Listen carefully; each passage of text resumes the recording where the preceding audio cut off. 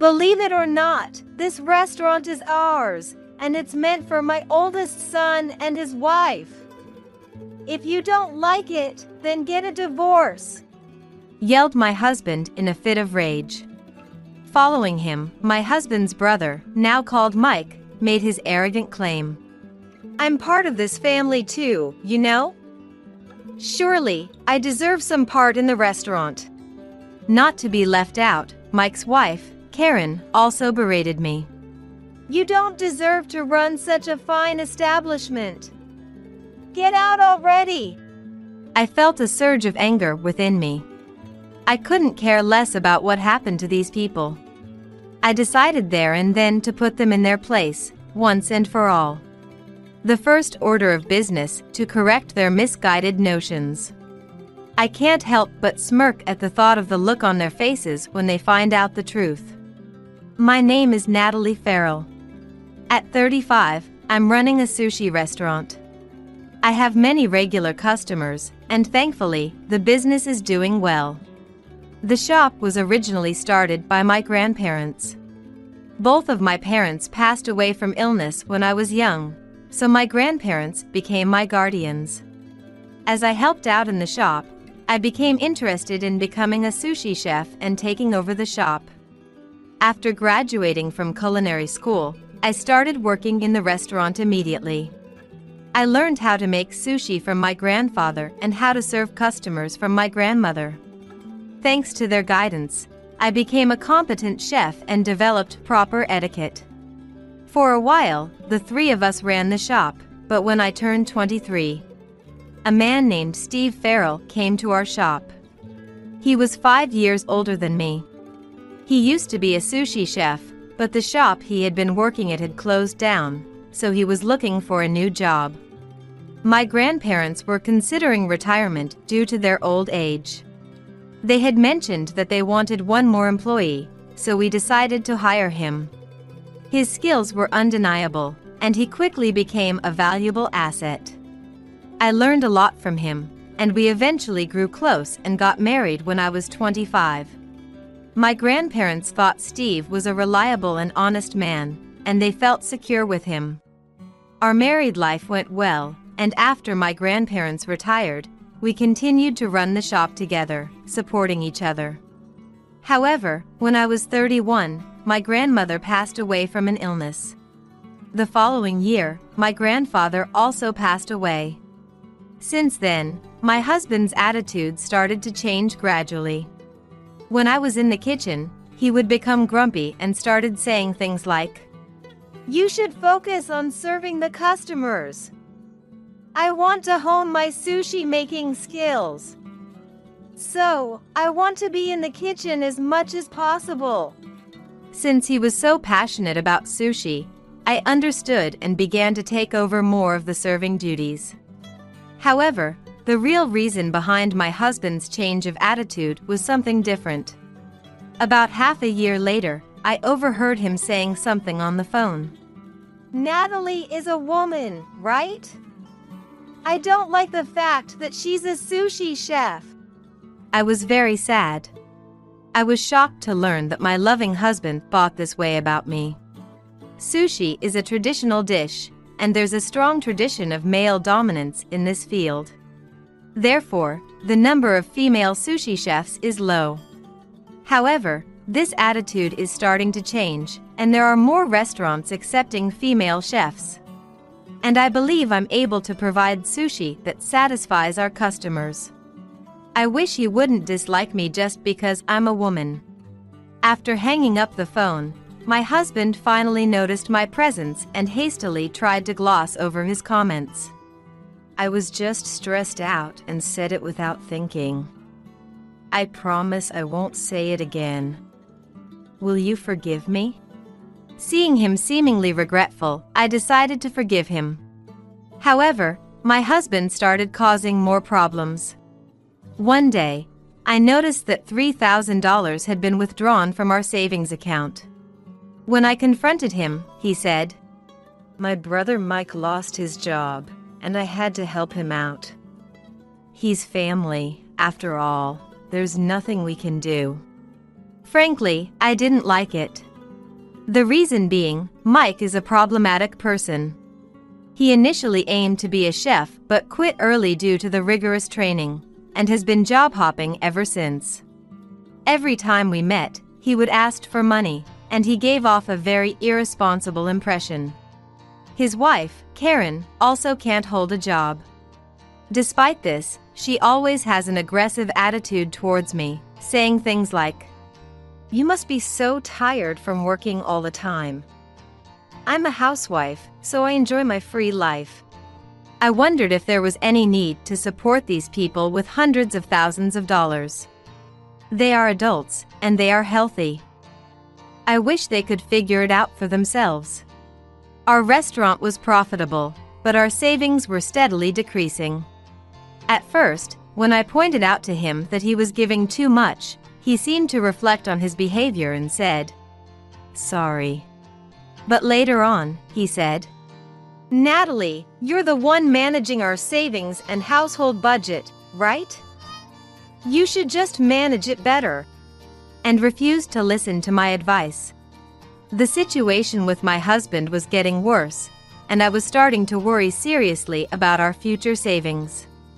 I briefly considered divorce, but eventually decided against it. Steve is an excellent craftsman, and without him, our restaurant would suffer. Besides, Steve has always been a responsible person. I clung to this thin hope that he would pull himself together someday. Later, I would realize how naive this thought was. Years have passed since my grandparents passed away, and we arrive at the present day. At this point, an event occurred that I could no longer tolerate. On our restaurant's day off, while I was doing the laundry at home, the doorbell rang. When I opened the door, there stood Mike and Karen.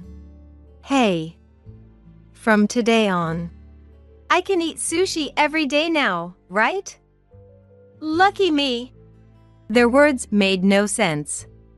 As I was at a loss, Steve appeared and I demanded an explanation. Casually, he said, "They'll be living with us for a while from today on." I was even more confused.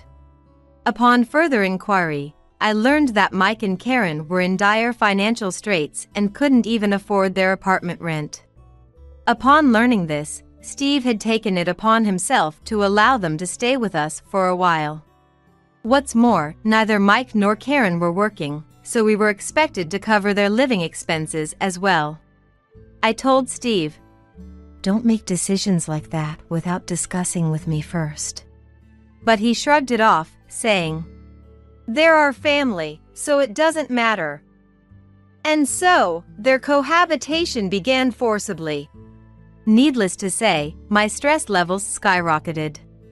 Not only this, but Steve took Mike and Karen to a restaurant and allowed them to eat expensive sushi for free. They ate up sushi without a care in the world, chattering and making noise. Steve even announced in front of our other customers, "I'll treat my brother and Karen." Even our regular customers seemed to find this odd. One of our regulars, a man named Tucker, frowned and warned Steve. "Steve, it's not right to let them eat for free just because they're your family. It will affect the restaurant's business, won't it?" Steve pretended to reflect upon his words, saying, "I'm sorry. Tucker is our regular customer, and we've been close since I was a child. He's like a beloved grandfather to me. And he's always there for me, saying, 'If you ever have a hard time, feel free to talk to me.'" However, despite Tucker's warning, Steve didn't stop giving preferential treatment to Mike and Karen. Steve never scolded Mike and always showed a soft smile towards Karen. Watching Steve like this, a suspicion began to form in my mind. I hoped I was just misunderstanding, but my suspicion would later prove correct. When my stress was at its breaking point, a major incident occurred. One day off, Steve, Mike, and Karen told me they had important news. "Actually, we've decided to hand over our restaurant to Mike and Karen. It's been Mike's dream to become a chef, and we thought it would be a good idea." I felt dizzy. Running a restaurant is tough.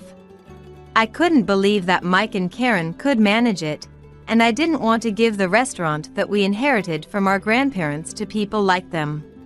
I firmly told them. Then, Steve, Mike, and Karen all became furious. Steve yelled at me loudly. "That's my restaurant. What I do with it is my business. Whether you like it or not, the restaurant will belong to Mike and Karen. If you don't like it, get a divorce." Mike also arrogantly said, "I'm part of the family too, right?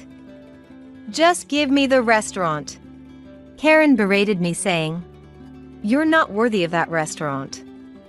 Get out quickly." I was filled with intense anger. I no longer cared what happened to these people. I decided to retaliate against them once and for all. First, I decided to correct the three's misunderstanding. I chuckled to myself, wondering what their faces would look like once they learned the truth. "I don't know what you guys are misunderstanding, but the restaurant is something I inherited from my grandparents. It's in my name, so I can't transfer it to Steve, Mike, or Karen." As I explained this, my husband looked surprised. "But I'm your husband. I should have the right to do as I please with the restaurant. Inheritances go to blood relatives. Since we don't have children, my inheritance is mine alone." Steve finally seemed to understand the mechanics of inheritance and was stunned. I was almost dumbfounded by his lack of common sense. Because Steve was so dedicated to sushi, he lacked some common knowledge. I've often felt this way in our married life. Then, Mike started to make a fuss. "Hey, you should have explained this beforehand." I finally raised my voice in anger. "What? You guys were the ones who proceeded with the conversation based on your misunderstandings. You didn't even give me the time to explain. What are you saying?" Annoyingly, Mike tried to counter further. "But we don't care about whose name it's in. We can run the restaurant on our own. You're no longer needed, so get out." I really decided to leave. If I stayed here any longer, I thought I might explode with anger. I packed only the essentials, said, "Goodbye," and stormed out of the house. After leaving the house, I initially stayed in a cheap business hotel. There, I strategized about what to do next. I had no desire to make amends with Steve. I had finally realized that the kind Steve was nowhere to be found.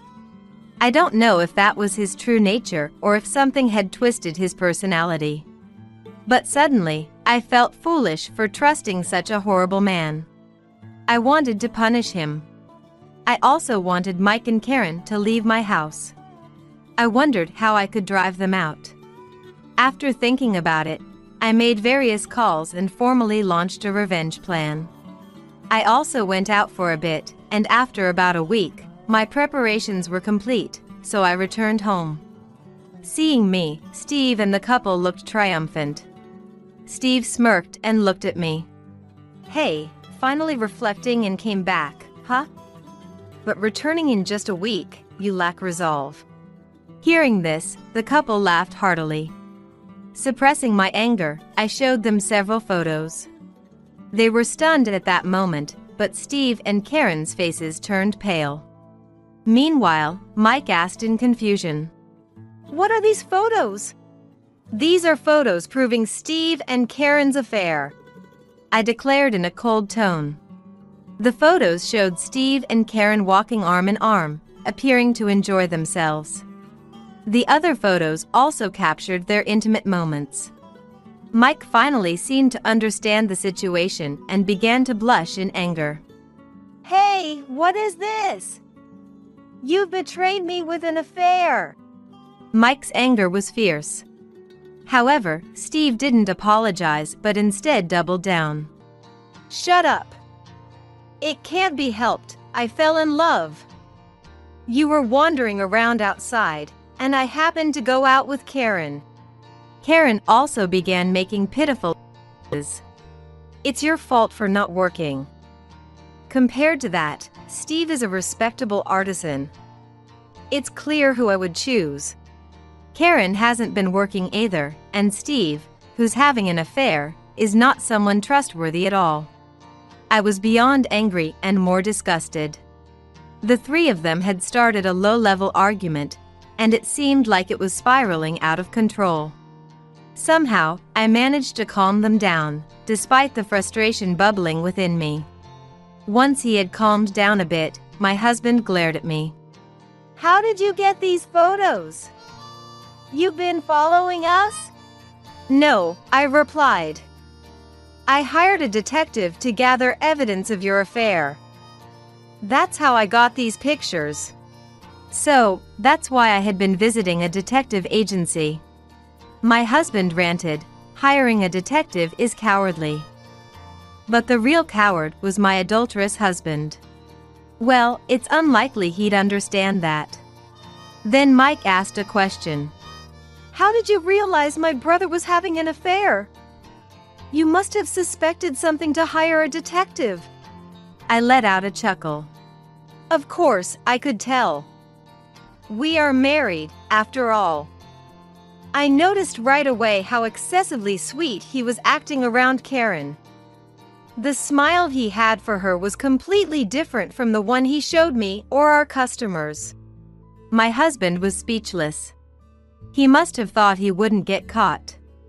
In his shock, he revealed too much in front of my grandparents, how he'd acted as innocent as a cat, how he had married me for my shop, how he didn't really love me, and so on. I looked at him coldly, my heart aching. Despite loving you so much, I was betrayed by you. I've endured a lot of pain. Do you understand how much I've suffered? Can you imagine how much you've made me worry? At my harsh words, my husband finally fell silent. He looked remorseful, but I had no intention of forgiving him. Steve and Karen were silent too, probably feeling awkward. Finally, there was some quiet, and I continued. I will be claiming damages from both Karen and Steve. Be prepared. At these words, Karen erupted. Wait! I have no money! How can you claim damages from someone like me? I cut off Karen's words. All you have to do is work and earn money. You can pay in installments. It's inconceivable to hurt someone and not make amends. Karen, looking shocked, could only manage a week. Okay. And then fell silent again. I took out the divorce papers I had already filled out and made my husband fill in the necessary parts. All I have to do now is submit these to the office, and I can say goodbye to the bothersome man. The matter of the affair was now more or less settled. However, there was still something left to be done by the three of them. I asked them, You didn't just cause me trouble, did you? The three of them looked clueless. They really didn't seem to understand, so I reluctantly explained. You treated the customers of our shop poorly, right? I've been in regular contact with our regulars over the past week, and they all voiced their complaints. The main complaints were that despite the many mistakes, they never apologized, and they loudly insulted customers in the staff-only area. There was even a claim that Mike tried to steal change. When I told them about these complaints, their faces turned pale. Since you've caused so much trouble for our valued customers, I'll have you apologize. I'm going to call our regulars now and have you apologize. I pulled out my phone and started making calls. First, I briefly explained the situation, and then my husband, Mike, and Karen apologized, in that order. We repeated this process several times. All of our regulars were understandably angry at the three, so the apology took much longer than expected. I knew Tucker's address, so I had them go and apologize to him directly. When Tucker saw the three, he raised his voice. You were absolutely terrible! How dare you face people with that attitude? No matter how delicious your sushis are, I will never have them again. Then, he looked at me and smiled kindly. Natalie, you should cut ties with these people. Even if Steve leaves, a more skilled artisan will come to your place. Yes, I'm divorcing my husband too. Thank you for all your help. I'm truly grateful. Before carrying out this plan, I had also sought advice from Tucker, which had proven immensely helpful. I thanked him deeply. After leaving Tucker's house, I made sure to let Mike, Steve, and Karen know that I had reported all their misdeeds, including their infidelity, to our regulars. You three might want to continue working as chefs, but I don't think our regulars will be visiting your restaurant. If they tell others, those people probably won't either, I said, adding insult to injury. Even if the three didn't run a restaurant, the mental damage of their embarrassment being known to so many people would be significant. I told them to pack their things and get out immediately, which they did. After they were kicked out, they seemed to get into a heated argument about what to do next. They were making such a commotion in the street that the police were called and they were taken away. They were trouble to the end. The three didn't end up with criminal records, but they did split up and started living separately. Mike and Karen got divorced too. I submitted the divorce papers to the government office and cleanly cut ties with my husband. Mike is still unemployed and living a poor life. I heard he's struggling daily to dodge debt collectors because of the substantial debt he owes. As I promised, I demanded alimony from my husband and Karen. Karen seems to have found a job for now. However, she was unemployed for a long time, so she can't suddenly become a high earner, and her salary seems to be quite low compared to her peers. My husband also managed to find a job and relocated to a remote state where he didn't know anyone. Yet, rumors have a way of leaking out, and their past wrongdoings became known, leaving them with no place to hide. In particular, my husband and Karen have to keep working to pay their debts. I imagine their days are tougher than they expected. I hope they suffer. Even after my husband left, the restaurant is doing well. My regulars, who learned about the incident, started coming to the restaurant more frequently to support me.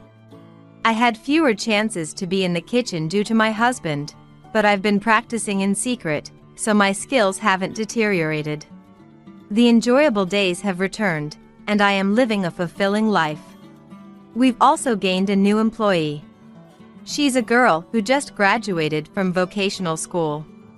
She's still an apprentice and has a lot to learn, but I sense a flair in her. Her attitude towards the customers is excellent, so she's well regarded among the regulars.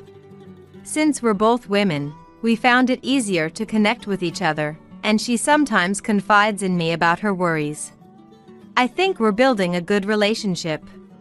I even consider having her inherit the restaurant in the future. But I intend to keep doing my best as an active chef for now. While cherishing this restaurant that I inherited from my grandparents, I want to keep growing both as a sushi chef and as an individual. Did Abigail and Olivia's luggage arrive? From today, we're taking them in. Thomas, my husband, declared triumphantly over the phone. I was speechless at Thomas's sudden declaration. It seemed like Thomas had only his sister Abigail and her concerns in mind. There wasn't a trace of consideration for me. I thought I might as well leave such a husband. Yeah, the luggage arrived, and I've just moved into my new place too, I responded in a deliberately cheerful tone. A new place? Thomas was taken aback by my murmur. My name is Harper. I just turned 50 this year. I work in sales at a major company. My job involves dealing with customer complaints and issues, but it's also very rewarding and fun. I have many clients who have been good to me over the years. After working hard during the week, I tend to relax at home on the weekends. My family consists only of my husband, Thomas. We don't have children. My parents passed away early. We live near the in-laws but aren't very close. It's a relationship of keeping a respectful distance. Thomas loves dining out and often takes his sister Abigail with him to restaurants. Abigail's daughter, Olivia, also joins them. I used to complain to Thomas about this at the beginning of our marriage, because he always seemed to prioritize Abigail and her family over me. However, those feelings gradually faded, because I came to understand Thomas's sincere feelings. I want to repay them for the hard times during our student days. I came to understand Thomas's sincere feelings. In fact, the in-laws' house is poor. They lived in a small, old apartment that was very cramped. Ever since my father-in-law failed in his business venture, that's how they've been living. Even so, Thomas worked hard in his studies.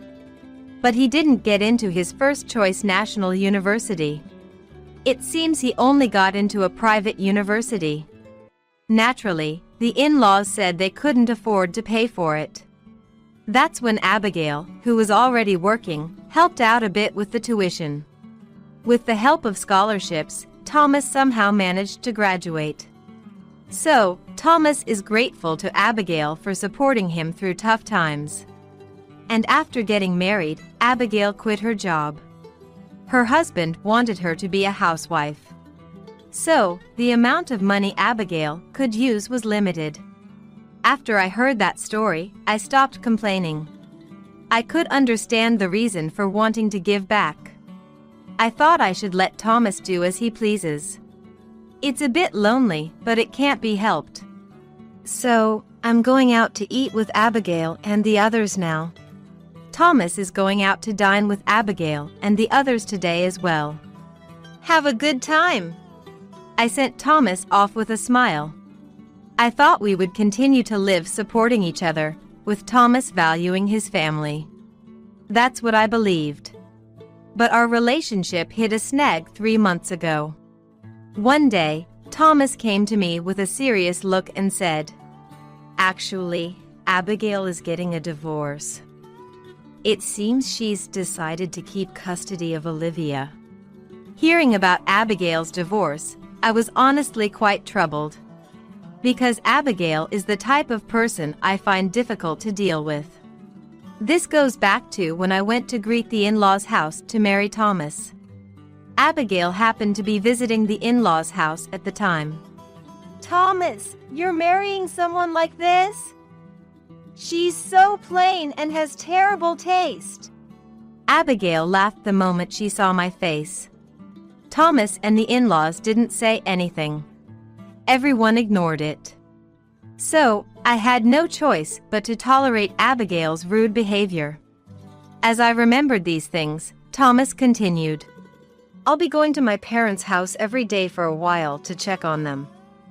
Abigail is delicate, unlike you, who are thick-skinned. And I'm worried about Olivia too."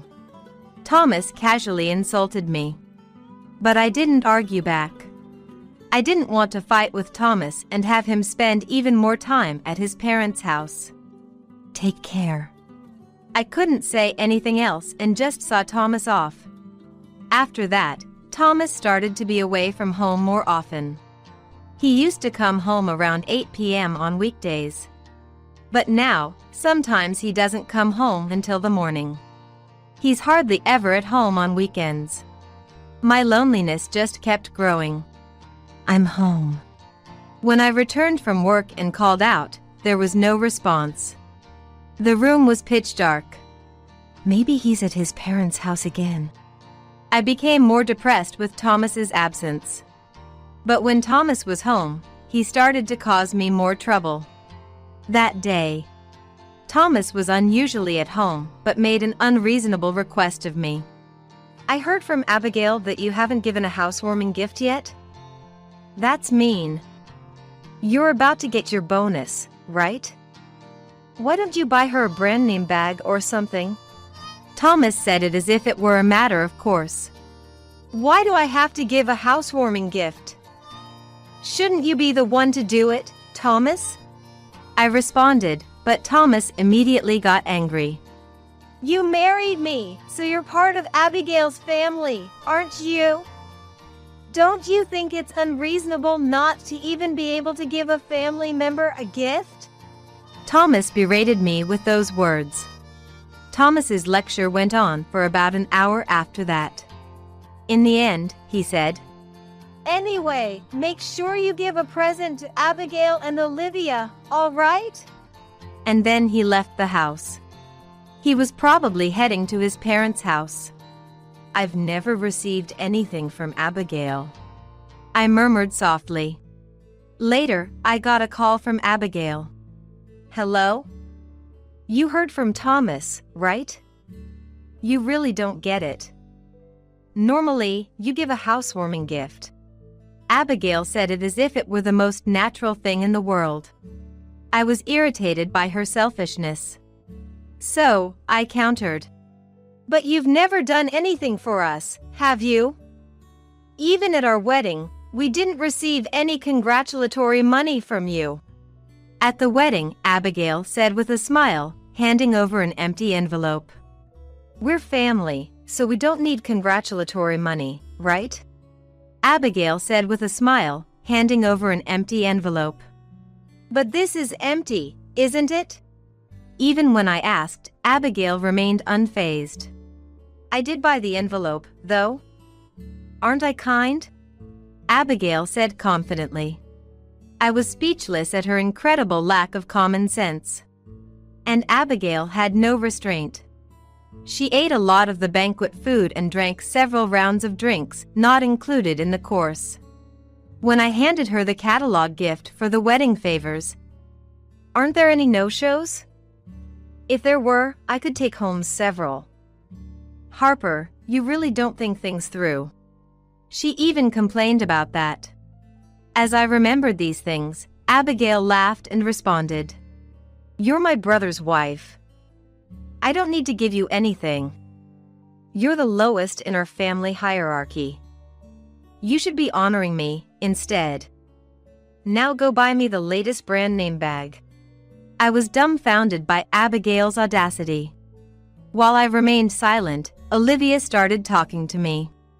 Harper, make sure you buy my bag too. I won't forgive you if it's not a limited edition. By then. Olivia hung up the phone, laughing. This is unbelievable. Why am I the only one subjected to this treatment? I let out a deep sigh.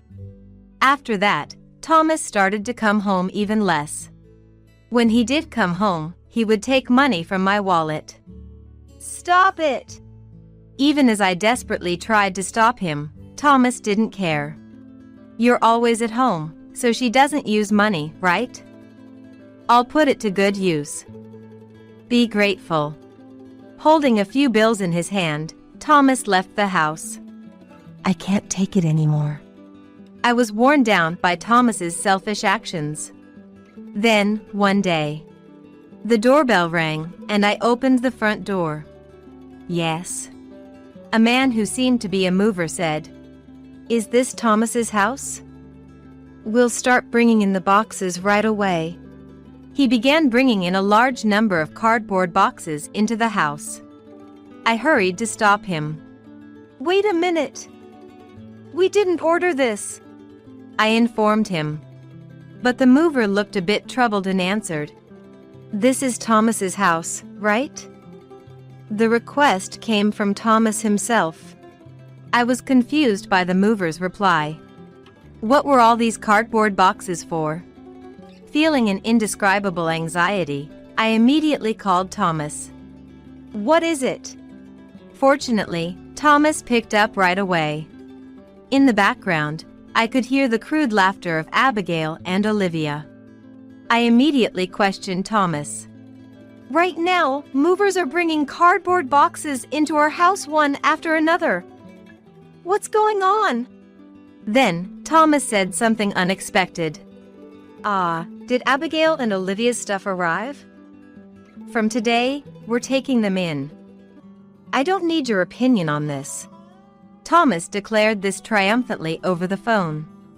In the background, Abigail chimed in. Looking forward to living with you. You don't have kids, so you must be happy to take care of our Olivia, right? You should be grateful. This old lady as a substitute parent? I'm too embarrassed to even tell my friends. Olivia sounded somewhat indignant. I was speechless at Thomas's sudden declaration.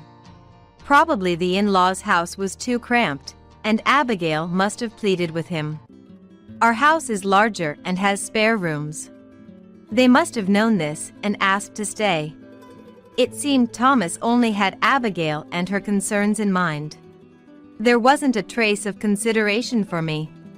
I thought I might as well leave such a husband. I was determined. As I remained silent, Thomas continued to give orders. More stuff will arrive in a week. We bought new furniture for Abigail and her daughter from an online shop. So, make sure everything is arranged properly. We'll stay at my parents' house until then. We can't live in a room scattered with cardboard boxes. Thomas said this, laughing. Isn't this too pitiful for Harper? She has to organize our stuff all by herself. Abigail was also laughing. Take good care of our precious belongings, okay? Olivia said this arrogantly. I wanted to end this phone call quickly. Okay. So I said just that and immediately hung up. Right after hanging up. All right, let's do this. I sprang into action immediately. 1 week later. Thomas called again. Did the additional stuff arrive? Is the room all organized? Thomas must have been curious about the current state of the house. He seemed somewhat unsettled. So, I smiled brightly. Yes, the stuff arrived, and I've just moved into my new place too. I deliberately responded in a cheerful tone. A new place? Thomas was taken aback by my response.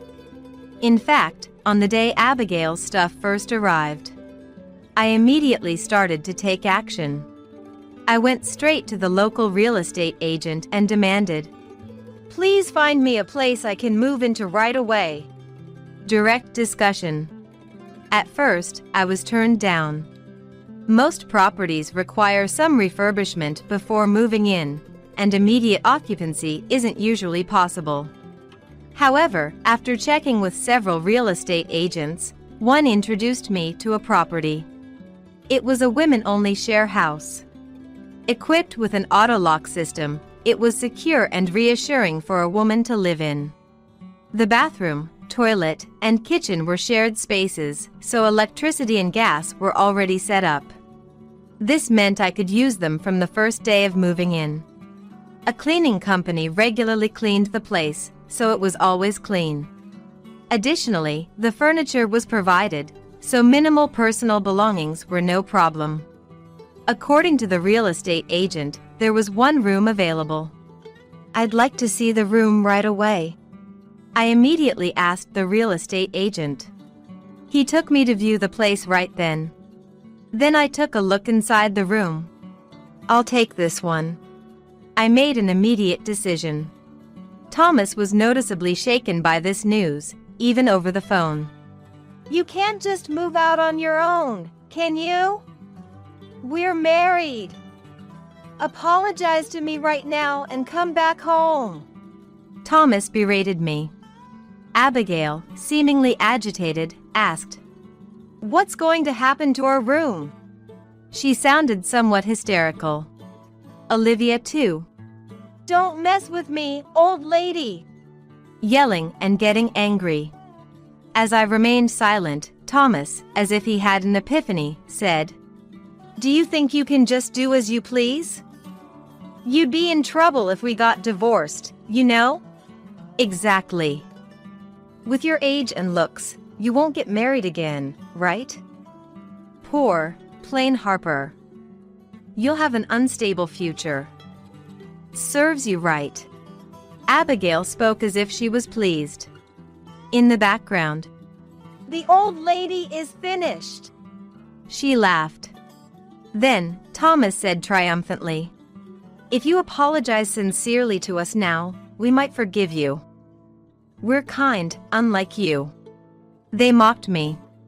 In the background, Abigail and the others were shouting in agreement. So, I retorted, The one who should be apologizing is you, Thomas. I know about the affair. Thomas was clearly flustered. In fact, Thomas had been having an affair for over 3 months. The other woman was a female colleague from his workplace. How did you find out? I thought it was absolutely secret. Thomas asked tentatively, as if fearful. He was convinced it would never be discovered. So, it's no wonder Thomas reacted that way. Being kind, I decided to enlighten him. I hired a detective, just in case. You were hardly ever home, right? I thought maybe you were cheating. Lucky me, my hunch was right. I continued while Thomas remained silent. I was surprised when I hired the detective. It seems the investigation was wrapped up in just 3 days? You were meeting your mistress every day, weren't you? It looks like dining out with Abigail and the others was only on your days off. The detective said there were plenty of photos. I said this, laughing. According to the detective, Thomas was gallivanting around with his mistress every day after work. The money he had been taking from my wallet was likely used for his mistress. Thomas and his mistress were always close together, making it easy for the detective to take photos. I'll be divorcing you and seeking compensation. From your mistress too, of course. I'll be sending a formal notice to your workplace, so look forward to it. I told Thomas, laughing. After receiving the detective's report, I immediately went to a law firm. Having concrete evidence, even the law firm was surprised. You. Thomas's voice was clearly irritated. Sending a formal notice to the company would make the contents quite predictable, even if not read. Not only to Thomas, but also to the mistress working at the same company. The affair would likely become known to their colleagues. Hey, Thomas, are you okay? The situation was turning grim, and Abigail sounded anxious. She must have planned to live a comfortable life, relying on Thomas and me to take care of everything. Abigail had been a housewife for a long time and probably couldn't work now. Thomas was her only reliance, understandably. What are we going to do, Thomas? I haven't worked a single day since graduating high school, and there's no way I can start a part-time job now. Olivia seemed somewhat troubled. Thomas, being scolded by Abigail and Olivia, couldn't say anything. I decided to twist the knife further. Thomas probably hasn't saved any money, right? The investigation report said you've been splurging on your mistress, buying her the latest brand name bags. Do you have debts, perhaps? I dropped this bombshell. Thomas was so flustered he couldn't find the words. Ignoring Thomas, Abigail shouted at him. What? You never buy anything for me, but you buy things for your mistress? This is ridiculous. And now debt? How much do you owe? I hate Thomas so much. He never bought me anything despite all my pleading. Olivia also scolded Thomas in a shrill voice. Abigail and Olivia were making a commotion on the other end of the phone. Harper, I'm truly sorry. Please, do something about these two. Thomas pleaded with me in an exhausted voice. But I had no intention of forgiving Thomas at all. Why don't you handle it yourself? I'm not involved, and it's your responsibility.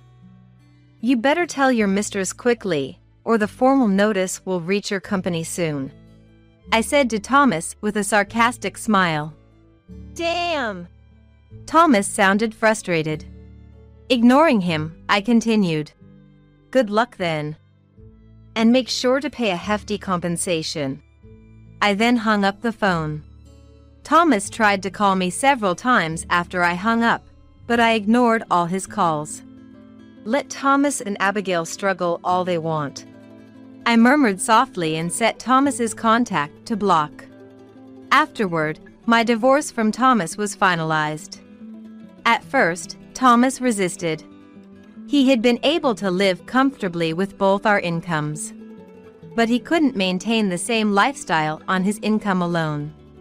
He knew this and didn't want to divorce. However, I had conclusive evidence of Thomas's affair. Ultimately, I made it clear that I had no intention of reconciling and would sue if he didn't agree to the divorce. So Thomas hung his head. I agree to the divorce. And signed the divorce application. Thomas and his cheating partner are then asked for compensation. I decided on the amount after getting information from my lawyer about the market price. So, I believe the amount was fair. In fact, the mistress paid immediately. She explained the situation to her parents and borrowed the money. However, for Thomas, the amount was burdensome.